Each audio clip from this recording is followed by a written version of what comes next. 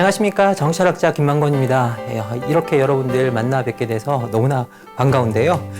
여러분과 함께 이제 12차례 서양 근대 정치 철학사에 대해서 같이 공부해 보게 되었습니다.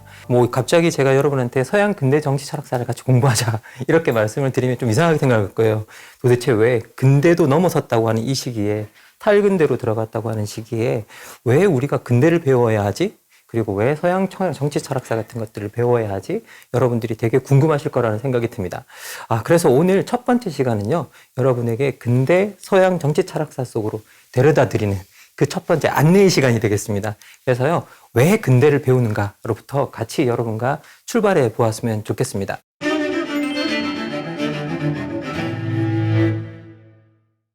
이 모던이라는 말이 처음으로 우리한테 지금 우리가 쓰고 있는 현재, 최근 이런 의미로 등장하면서 문헌에 기록된 건 16세기 말이었다고 합니다. 이게 1585년 정도였다라고 이야기를 하고 있는데요.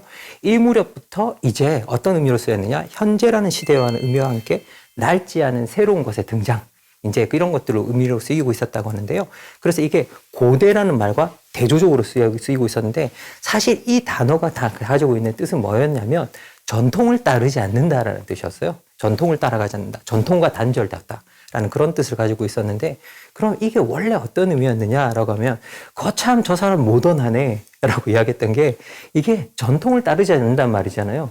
그럼 그 당시에는 어떤 의미로 쓰였냐면 태도가 불량하다 그리고 버릇이 없다, 이런 의미로 쓰였다고 합니다. 우리한테도 사실 이 모던이라는 단어가 들어올 때 처음에 우리 20세기 초반을 생각해보면, 1900년 초반을 생각해보면 그 참 모던보이라는 말이 있었잖아요. 그 모던이라는 말 자체가 전통과 단절된 사람, 기존의 것을 관습을 따르지 않는 사람, 뭔가 새로운 것을 하는 사람이라는 그런 뜻을 안고 있었거든요. 그걸 생각해 보면 이 모던이 가진 그 의미를 여러분들이 쉽게 이제 알 수 있을 거라는 생각이 듭니다. 그런데 이게 이제 근본적으로 여러분한테 모던이라고 했을 때, 이 모던이 갖고 있는 또 하나의 좀 역설적인 의미가 있는데요. 고대는 낡은 것, 근대는 새로운 것이라는 의미를 갖고 있는데, 이게 근대는 새로운 것이기 때문에 자기가 만들어낸 것도 계속 폐기시켜야 하는, 내부적으로.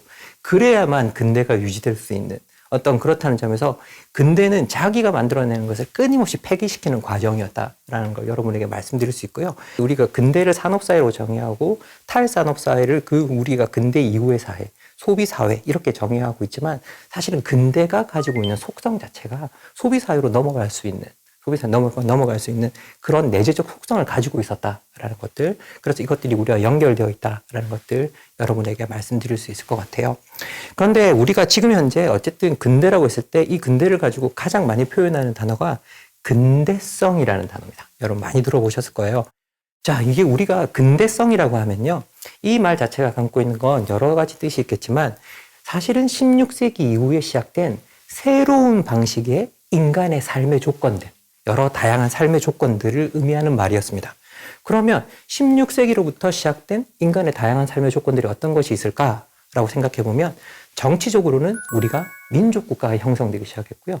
그리고 그것이 나중에 민주주의라는 것으로 넘어오기 시작합니다. 그리고 두 번째, 경제적으로는 여러분들이 다 아시는 시장이 탄생하고, 그러니까 화폐를 통해 교환하는 시장이 탄생하고, 그것이 자본주의로 넓어져가는 이제 그런 현상이 나타났고요. 그리고 또 하나, 그 안에서 자본주의가 발전하는 과정 속에서 노동을 아주 효율적으로 분배해야 됐었거든요. 노동을 효율적으로 분배하는 체제로서 관료주의가 발달하게 됩니다. 우리는 관료주의가 지금 국가체제라고 생각하잖아요. 근데 원래 관료주의가 발달한 것은 기업이었습니다. 그래서 기업이 노동을 얼마나 효율적으로 분배할 것인가. 이제 그것들이 어떻게 보면 그것이 관건이 되어서 나타나는 것이 관료주의였고, 그것이 국가체제로 옮겨가게 되는, 나중에 옮겨가게 되는 거죠. 그리고 이제 여러분에게 말씀드릴 다음 조건의 변화는 사회문화적인 조건의 변화인데요. 이게 진짜 중요한 조건 중에 하나입니다. 바로 가치다원주의의 등장이었어요. 가치의 분열의 등장이었는데요. 중세와 가장 다른 점이라고 할 수 있습니다. 중세 시대 때는 여러분들도 다 아시다시피 신의 시대였죠. 그래서 어떤 말이 있건 어떤 문제가 있건 신의 말씀을 듣고 우리가 해결을 할 수 있었고, 우리가 어떻게 살아가야 할 것인가에 대해서도 인간은 고민할 필요가 없었어요. 왜? 신이 준 말씀을 따라 살아가면 되는 세계였죠. 그런데 이 근대라는 시기는 시인으로부터 벗어나는 시기였습니다. 그리고 이 신으로부터 벗어나게 된 계기가 뭐냐면 여러분들도 많이 들어보셨을 종교전쟁, 그리고 종교개혁 때문이었죠. 그리고 이 조건을 우리가 들여다봤을 때 가장 중요한 것 중에 하나가 뭐냐면 15세기 정도부터 성경이라는 텍스트가 이제 라틴어에서 다양한 언어로 번역이 되기 시작하거든요. 다양한 언어로 이렇게 번역되기 시작하면서 그것들을 접하는 사람들이 늘어나고 여기에 대한 다양한 해석들이 나오기 시작하는 거죠. 사실 그리고 그래서 여러분한테 말씀드릴 수 있는 건 뭐냐면 이 서양 세계를 완전하게 변화시킨 종교전쟁과 종교개혁은 이 성경이 다양한 언어로 번역되면서 그 언어를 그 성경의 내용을 어떻게 해석할 것인가를 두고 벌어졌던 해석의 전쟁이었어요. 그리고 그 해석의 전쟁의 결과 뭐였느냐? 유럽 인구의 상당한 사람들이 사망하거나 다치거나 하는 그런 결과가 나타났던 거죠. 그러면 이런 현실을 들여다보면서 당시의 사람들은 이제 우리가 종교적 해석의 다원성을 인정하지 않으면 이게 우리가 큰일이 나겠구나 라고 생각을 한 거죠. 그래서 여러분들이 알고 계시는 베스트팔렌 조약이라는 게 사실은 각국에다가 국교를 정할 권리를 주고 그것을 해석할 권리를 준 거예요. 예, 해석할 권리를 준 겁니다. 그리고 그 안에 있는 소수 종파들, 각국에 있는 소수 종파들도 자기들이 나름대로 그것을 해석할 수 있는 권리를 준 거였거든요. 그래서 그 베스트팔렌 조약의 시작은 뭐냐? 종교적 다원성을 인정하는, 그게 핵심적인 내용이었어요. 그리고 그 종교적 다원성이 지금의 뭐로 발전하게 되느냐? 가치 다원주의로 발전하게 됩니다. 그래서 기본적으로 우리가 알고 있는 서양 세계에서 온 이 가치 다원주의라는 것들의 원래의 기원은 종교적 다원주의였어요. 그런데 이게 큰 문제였던 이유는 뭐냐라고 하면 이 가치가 다 분열된 세계인 거죠.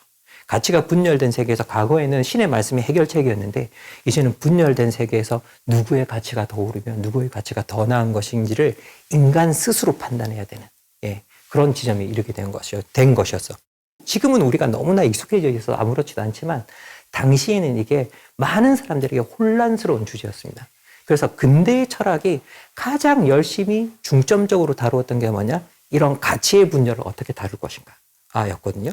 그리고 그런 가치의 분열을 다루기 위해서 근대 국가도 탄생하고 그 근대 국가의 어떤 주권 권력을 절대적으로 부여하는 그런 일도 생기게 됩니다. 그래서 그런 것들 제가 좀 이따 다시 한번 설명을 드리겠습니다. 그래서 결국 이 근대성이란 뭐냐라고 하면 신으로부터 벗어나 인간으로 가는 탈주술화의 과정이었는데요. 그 과정 속에서 어떤 일이 일어났느냐? 정치적으로는 다시 정리를 들으자면 민족국가와 민주주의가 탄생했고, 그리고 경제적으로는 자본주의가 일어났고, 사회문화적으로는 가치다원주의가 일어났고, 그리고 그것들을 실행하기 위해서 사회윤리적으로는 우리가 이 세계를 합리성의 세계, 계몽된 세계로 만들자. 인간의 이성을 통해서. 그런 프로젝트들이 어떻게 보면 이 근대 세계에서 일어나게 되었던 겁니다. 자, 그리고 그래서 그런 근대적 삶의 조건의 변화를 설명하는 아주 유명한 구절이 하나 있습니다. 이게 이제 칼 막스의 공산당 선언에서 나오는 건데요. 제가 이렇게 하도 이게 공산당 선언 그러면 이게 이념적이고 이런 거라 해서 제가 농담처럼 어디 가서 콩사탕 선언이라고 그러거든요. 그러면 그렇게 읽으면 아주 이제 편하게 읽으실 수 있다라고 이제 그렇게 이야기를 하는데 이제 이 공산당 선언에 나오는 한 구절인데 너무 어떻게 보면 근대의 변화를 잘 설명해 놓은 구절이에요. 모든 견고한 것들은 공기 속으로 녹아들고 그리고 모든 신성한 것들은 불경스럽게 되었다. 인간은 마침내 냉정한 사리분별 그리고 자기 삶의 현실적 조건, 자신과 같은 인간의 관계를 직면하도록 강요되었다라는 구절이 나옵니다. 어떤 가치의 단일성 속에서 공동체가 잘 유지가 되고 있던 그런 세계가 사라지고, 그런 세계가 사라지고 모든 것이 이제 그 당시에 그것들을 유지시켜주던 모든 신성한 것들이 다 불경스럽게 변해버린 근대적 새로운 삶의 조건이 왔다. 그 삶의 조건에서는 뭐냐? 신이 사라지고 자신과 같은 인간의 관계를 아주 현실적이고 냉정하게 마주해야만 하는 그런 현실이 도래했다라는 이야기를 담고 있습니다. 그래서 근대적 삶의 변화의 조건을 가장 잘 설명하는 구절이라서요. 이 구절 같은 경우에는 정말 수많은 사람들이 차용하고 있고 수많은 사람들이 이 구절을 활용해서 근대의 변화를 설명하고 있습니다. 자, 그리고 또 다른 근대의 변화를 설명하는 구절 중에 하나인데요. 이건 니체의 즐거운 학문에 나오는 구절 중에 하나입니다. 이게 니체가 선언한 신의 죽음, 이게 신은 죽었다라는 이 선언이 너무 유명한 선언이죠. 신은 죽었다. 신은 죽은 채로 남아있다. 그리고 우리가 그를 죽였다. 그러나 그의 그림자는 여전히 어둠 속에 드리워져 있다. 모든 살인자들 중에 살인자들인 우리는 자신을 어떻게 편의할 수 있을까? 그렇죠. 우리가 신을 추방시켰죠. 신을 추방시키고 난 다음에 이제 어떻게 보면 우리가 이게 추방시키고 난 다음에 신이 만들어 놓은 어떤 단일화된 가치 체계가 무너지고 수많은 다른 가치가 생겨난 거죠. 만약에 니체의 표현이나 이런 걸 따르자면 1000개의 고원이 나타난 거죠. 그래서 수많은 다른 가치들이 나타났는데 우리가 그 가치들 속으로 다 올라가 볼 수 없는, 다 모든 것을 들여다볼 수 없는 그런 상황에 놓인 거죠. 그 속에서 내가 옳다는 것, 내가 옳은 행위를 하고 있다는 것을 우리가 어떻게 판단할 수 있는가? 이건 정말 난감한 이야기죠. 우리 스스로를 편의할 수 없는 그런 상황이 도래를 한 겁니다. 그리고 그 상태를 뭐라고 표현하고 있느냐? 이 세계가 지녔던 것 중 가장 신성하고 강력한 것이 우리의 칼 아래 피 흘리며 죽어가고 있다. 누가 이제 우리에게 묻은 이 피를 닦아줄 것인가? 그 어떤 불도 우리를 씻어줄 수 있단 말인가? 라고 표현하고 있죠. 당시에 그 난감한 상황, 분열된 세계의 상황, 그 세계를 어떻게 다루어낼 것인가라는 고민이 담겨 있는 것으로 볼 수가 있습니다.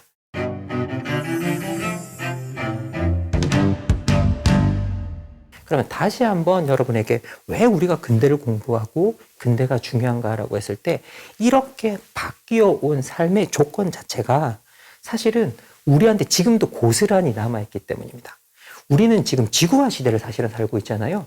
근데 이 지구화라는 말을 우리가 글로벌리제이션이라는 말로 표현합니다. 이건 글로벌리티라고 부르는 지구성이라는 인간의 조건을 향해서 이 세계가 이동하고 있다는 뜻이거든요.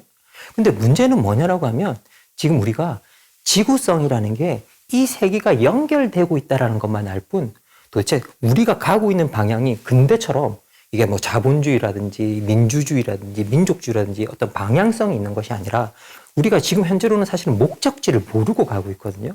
근데 이 목적지를 모르고 가고 있는 상황 속에서 뭐냐? 우리가 새롭게 바뀐 조건이 그러면 있냐라고 들여다본다면 여전히 우리 민족국가에 살고 있고 그리고 여전히 우리 민주주의를 유지하고 있고 자본주의를 유지하고 있고 다원주의적 조건은 그 어느 때보다 강화되고 있고 그죠? 그리고 합리성을 우리가 버리자고 하고 있는 것도 아니잖아요. 그렇다고 한다면 이 삶의 조건, 우리가 새롭게 바뀌는 지구화의 시대, 지구성을 향해 나가는 이 시대에 우리가 어디로 가는지 모르는 상태에서 지금 우리가 살고 있는 이 조건을 어떻게 재구성할 것인가? 앞으로의 관건이거든요. 그러면 이걸 재구성하려면 지금 우리가 살고 있는 조건을 정확하게 이해해야 되기 때문에 이 근대를 공부하는 것이 우리에게 중요한 이유입니다. 정치 철학적으로는 그게 아주 중요한 이유가 됩니다.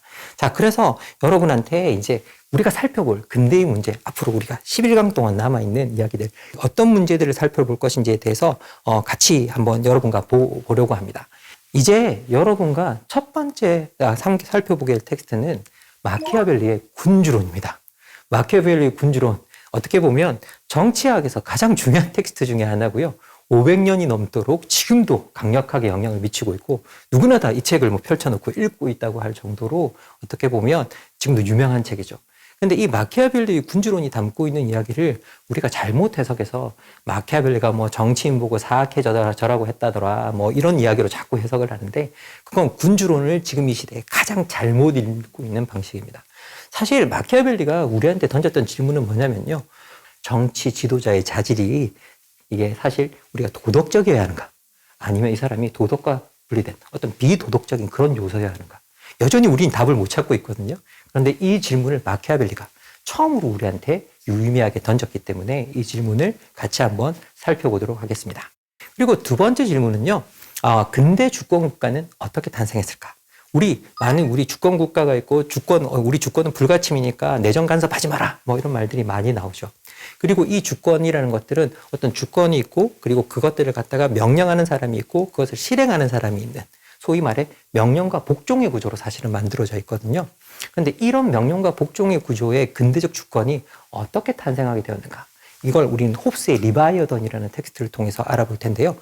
그리고 세 번째 질문은 정말 중요한 질문인 것 같아요. 왜? 근대 세계에서 누구나 모든 개인에게 사적 소유가 정당화되었는데 어떻게 그런 일이 가능해졌는가? 왜? 원래 이 세계는 공유물이었잖아요. 이 공유물인 세계가 어떻게 개인이 소유하는 것이 가능해졌는가에 관한 이야기를 하고 있는데요. 여기서 로크가 그 유명한 노동 가치설을 데리고 옵니다. 그리고 이 노동 가치설이 나중에 아담 스미스 그리고 칼 막스로 이어지면서 근대를 지배하는 사상이 되거든요. 그래서 이게 아주 중요한 주제라 여러분과 같이 다루어보게 될 겁니다. 이제 네 번째 주제는 루소의 인간 불평등의 기원을 통해서 인간의 사회가 어떻게 불평등해졌는가. 특히 근대의 불평등은 소득과 자산의 불평등 같은 것들이잖아요. 그런 것들을 이해할 수 있는 단서를 루소가 인간 불평등의 기원, 불평등 기원에서 저희들에게 주고 있습니다. 그래서 여러분과 같이 이 질문을 살펴보도록 하고요. 그리고 여러분 많이 들어보셨을 겁니다. 계몽이란 무엇인가?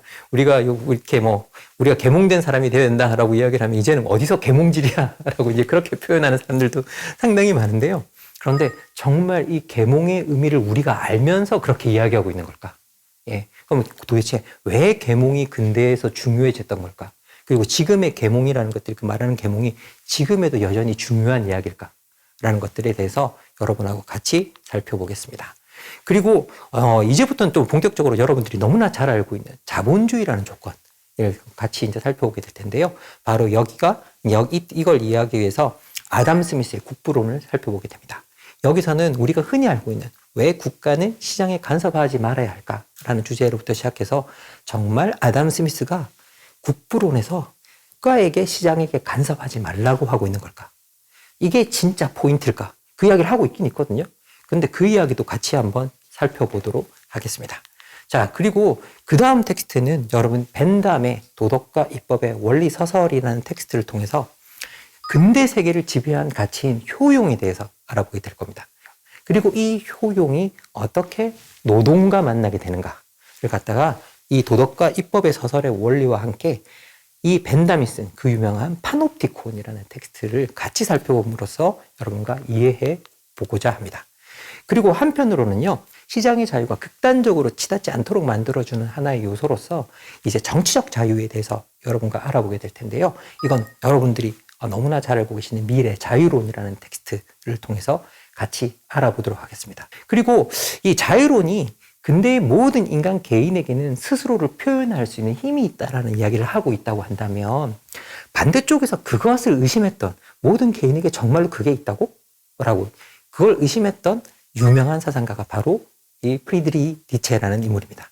그리고 그것에 관한 이야기를 이 근대적 인간의 자율성을 의심했던 이 텍스트를 차라스투스라는 이렇게 말했다를 통해서 같이 알아보게 될 텐데요.